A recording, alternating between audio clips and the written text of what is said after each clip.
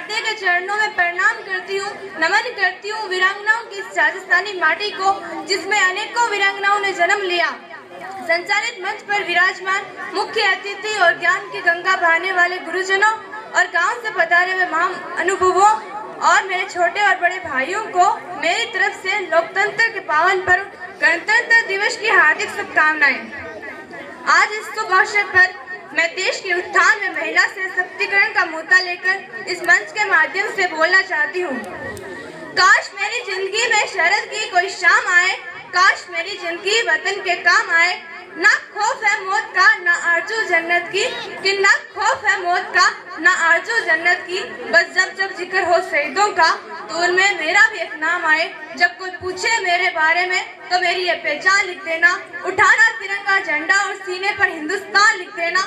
जब कोई पूछे कि ये पागल थी कौन, जब कोई पूछे कि ये पागल थी कौन, तो क्रांतिकारियों की चेली और इंकलाब का नाम लिख देना।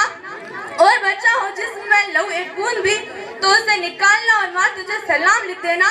कि बच्चा हो जिसमें लहू एक बूंद भी तो उसे निकालना और माँ तुझे सलाम लिख देना। भूल मत करना सिर्फ पापा की परी समझने की, मुझे इस वतन के खातिर हथियार उठाना भी आता है। मैं यहाँ की बलिदानी मिट्टी का गुणगान करती हूँ। मुझे चिंता नहीं है स्वर्ग जाकर मोक्ष पाने की, बस तिरंगा झंडा हो कफ्न मेरा, यही अरमान रखती हूँ। देशभक्ति और राष्ट्र निर्माण है क्या, मुझे आज खुलकर बोलना है, आप सभी ध्यान लगाकर सुनना। मैं नहीं मानती राष्ट्रगान के पावन सेकंड खड़े होकर गाना या वंदे मातरम या भारत माता की जय के जोरों से नारे लगाना। ये देशभक्ति है, क्योंकि महोदय ये वो सदी है जहाँ नीति नियमों और नैतिकता जैसे मूल्यों की धज्जियां उड़ाते लोग मुझे नजर आते हैं। ये वो सदी है जहाँ सत्य, अहिंसा, सदाचार, सादगी और स्नेह जैसे मूल्यों लोग घोड़ों के भाव बेचते नजर आते हैं। और महोदय ये वो सदी है जहाँ घर में तो सगे भाई एक साथ शांति, अमन, चैन और बड़ी मुश्किल से जीते नजर आते हैं। अरे मुझे तकलीफ तो तब होती है जब आज का ये नौजवान जिसके कंधों पर है जिम्मेदारी राष्ट्र निर्माण की, वही आज पबजी गेम में डूबा और शराब की लत में भीगा नजर आता है। मैं इन युवाओं को कहना चाहती हूँ कि महानिद्रा में सोने वालों, अब भी वक्त है तुम जाग जाओ, कि अब भी वक्त है तुम जाग जाओ, इससे पहले कि तुम्हारी नींद कहीं राष्ट्र को ही ना ले डूबे। मैं आजाद एक सैनिक बनकर सेना में जाना ही देशभक्ति नहीं होती। आजादी के पहले बात कुछ और थी और आज बात कुछ और है। तब झांसी की रानी लक्ष्मीबाई से लेकर शहीद आजम भगत सिंह तक हम और चंद्रशेखर आजाद से लेकर राजा राम मोहन राय तक को हम देशभक्त कहते थे। परंतु आज मैं देशभक्त कहूँ तो किसे कहूँ? हम अपने परिवार, समाज और राष्ट्र के प्रति समर्पण का भाव है देशभक्ति। हर देशद्रोही के मन में आने वाला तूफान है देशभक्ति। धर्म संप्रदाय को छोड़कर किया गया काम है देशभक्ति। एक पत्रकार अपनी पत्रकारिता पूरी ईमानदारी से करे तो वो है देशभक्ति। और एक शिक्षक पैसों के लिए नहीं, कि एक शिक्षक पैसों के लिए नहीं, जब वरना विद्यार्थी को आगे बढ़ाने के उद्देश्य से पढ़ाए तो वो है देशभक्ति। तो मैं देशद्रोहियों को कहना चाहूंगी कि ए हवा में जहर घोलने वालों, हवा की दिशाएं हमारे इशारों से बदलती है। कि ए हवा में जहर घोलने वालों, हवा की दिशाएं हमारे इशारों से बदलती है। तुम क्या तस्वीर बदलोगे मेरे हिंदुस्तान की, हमारे जिगर में माँ भारती बसती है।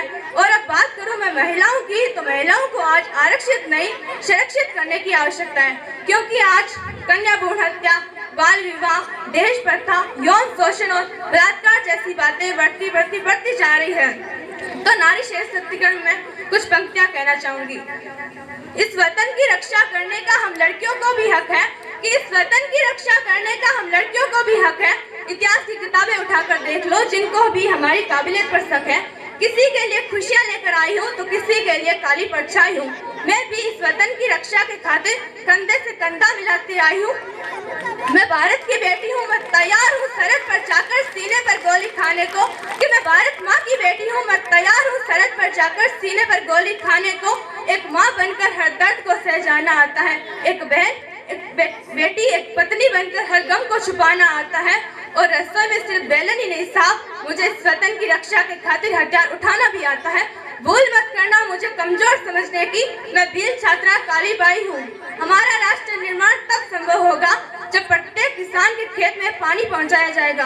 हमारा राष्ट्र निर्माण तब संभव होगा जब जाट, राजपूत, मेघवाल इत्यादि का भेदभाव हमारी सोच से मिटाया जाएगा। हमारा राष्ट्र निर्माण तब संभव होगा जब इस देश के विद्यालय और कॉलेज अराजकता के अड्डे नहीं बल्कि विद्या के मंदिर कहलाएंगे। हमारा राष्ट्र निर्माण तब संभव होगा जब स्कूलों में आइंस्टाइन के साथ राणा प्रताप, पोरस, जयमल राठौर, दुर्गादास, हाड़ी रानी, पन्ना धाय, विवेकानंद और राजा राम मोहन राय आदि महापुरुषों को पढ़ाया जाएगा। हमारा राष्ट्र निर्माण तब संभव होगा जब हमारा आइडल कोई प्रसिद्ध व्यक्ति या अभिनेता नहीं बल्कि हमें वास्तविक और व्यवहारिक ज्ञान से परिचित कराने वाला होगा। अंत में आप लोगों का ज्यादा समय जाया नहीं करते हुए कुछ पंक्तियों के साथ अपनी वाणी को विराम देना चाहती हूँ। तूफानों से घोंसले उड़ जाया करते होंगे कि तूफानों से घोंसले उड़ जाया करते होंगे कि उन तूफानों से जरा चट्टानों को हिलाकर देखे। हमने लिखा है इतिहास माँ भारती के लालों के लहू से, किसी में है दम तो आप आए और इसे मिटा कर देखे। जय हिंद, जय भारत। Thank you.